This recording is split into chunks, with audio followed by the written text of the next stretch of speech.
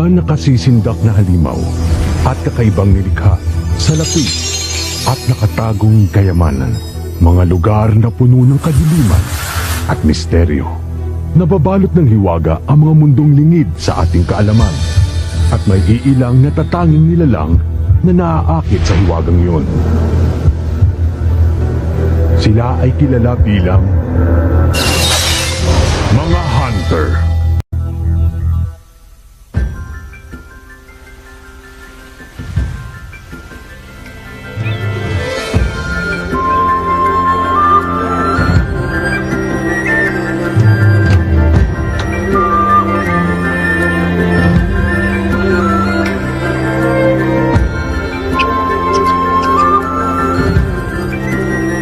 Sinusubukan pa rin ni Gon hulihin yung hari ng lawa? Oo. Araw-araw nga siya nakabang sa lawa. Isang linggo nang walang humpay. Nangako ka kasi na pwede siya mag-hunter exam kapag nahuli niya yung hari ng lawa. Paano pag nagawa niya yun? Sira ka ba? Oh? Kung 5 mga lalaki nga hindi kayang hatakin ng halimaw ng isa pampang, ano pang pag-asa ng isang maliit at payat na bata? Ayaw lang siya payagin itong si Mito na mag-hunter exam kaya niya sinabi yon. Nalimutan mo na bang ganyang edad din yung tatay ni Gon nung nahuli niya yung hari ng lawa noon? Hindi mahuhuli ni Gon yun. Imposible.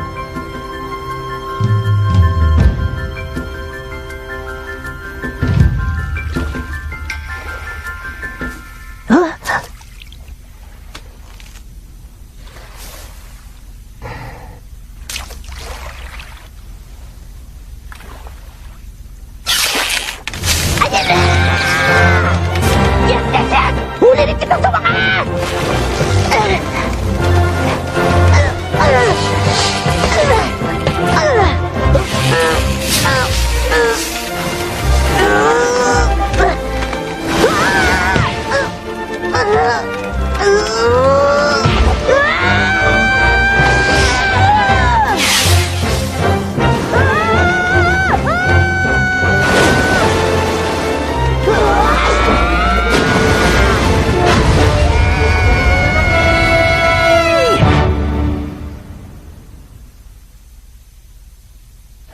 Ang laking huli niya!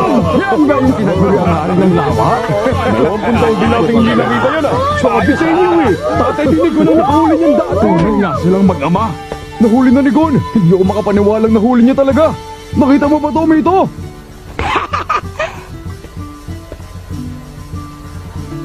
Tita Mito, kita niyo po? Natupad ko ang kondisyon yung hulihin ng hari ng lawa. Ibig sabihin nito, pwede na ako mag-hunter exam, di ba? Di ba?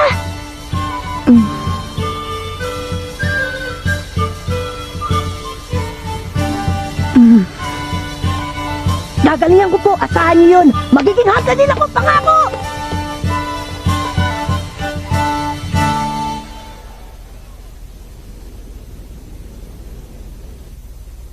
Siguro nga talagang nasa dugo nila yun, ano? Biruin mo, wala pang ibang nakahuli sa hari ng lawa mula nung nahuli yun ni Jin sa murang edad na 12 anyos.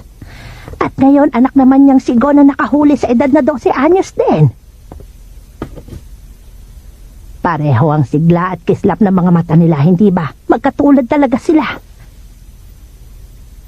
Alam mong wala na tayong magagawa. Wala na makakapigil sa kanya. Desidido ka na ba talaga? Opo. Hindi mo kailangan gawin to. Alam mo namang iniwan ka ng tatay mo nung musmus ka pa lamang para maging hunter siya, hindi ba? Opo, alam ko. Mas pinili niyang maging hunter imbis na alagaan ka. Ang galing po nun, di ba? Huh? Importanteng trabaho kasi ang pagiging hunter, kaya niya po nagawa yun. Kaya gusto ko din. Hindi birong trabaho ang maging hunter, delikado yon. Palaging nasa panganib ang buhay mo. Anumang oras pwede kang mamatay. Naunawaan mo ba yon?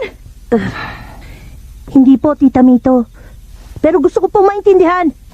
Gusto kong maging hunter para maunawaan ko ng lubos kung bakit yun ang piniling gawin ng tatay ko.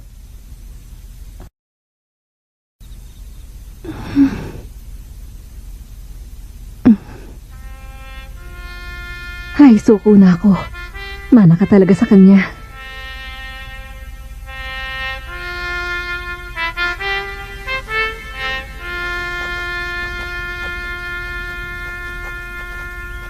Hindi ko kayo bibiguin, Tita Mito. Makakapasa ako sa exams at magiging hunter din ako. Basta ang gusto ko, makabalik ka dito ng ligtas. Kaya mo bang ipangako sa akin yun? Opo, pinapangako ko po. Pangakong binitiwan sa kaibigang hinliliit, ang hindi tumupad kakain ng siling pinitpit. At sabay, kiss! Chuuuup!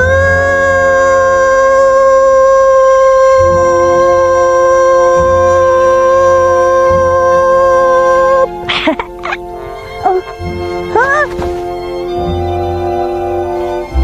Gon, Tita Mito, salamat po.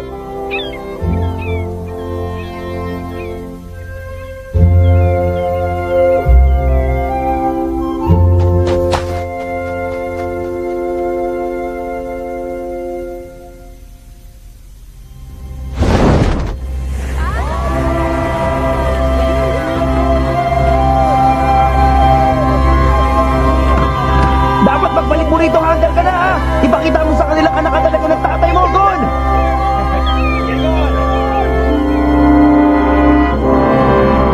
Pinapangako ko sa inyo, magiging pinakamagaling na hunter ako sa buong mundo.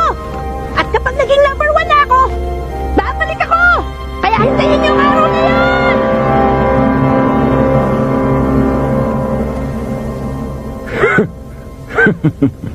Number 1 hunter sa buong mundo pala. Ha? Walang respeto ang isang to sa atin eh. Bawat taon, milyon-milyon mga aplikante mula sa iba't ibang sulok ng mundong sumusubok para makapasa sa Hunter exam.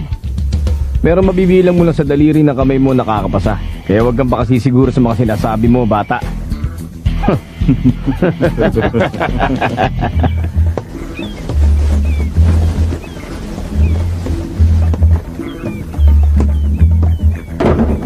Ano ka ba naman, Katso? Paano ka magiging disenteng bandaragat yan kung palagi ka nalang lalampa-lampa?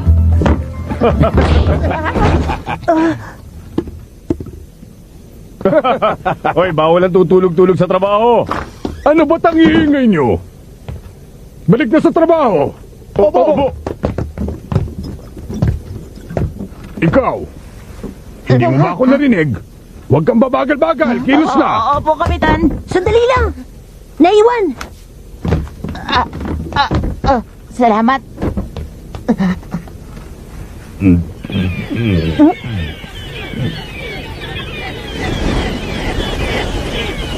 May paparating na bagyo.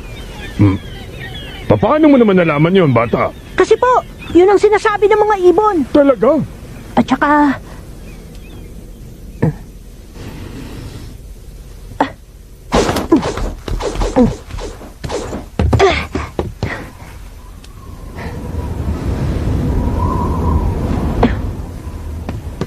Hindi po basta bagyo, napakalakas na bagyo po! Oo. Maniwala po kayo! Parating na, naamoy ko po sa hangin! Ang batang to.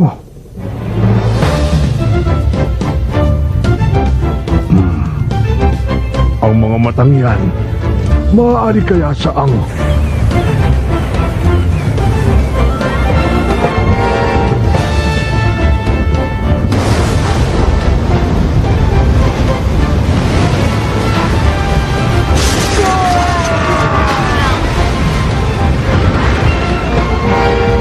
Kapitan! Hindi na ba matataglan naman still natin ang hangin? Kailangang ibaba na ang mga layag! Huwag niyong ibababa! Nagsisimula pa lang gumanda ang takbo ng biyahe natin eh!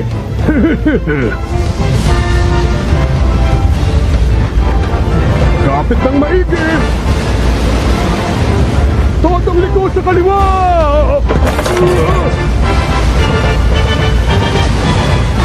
Lipat na!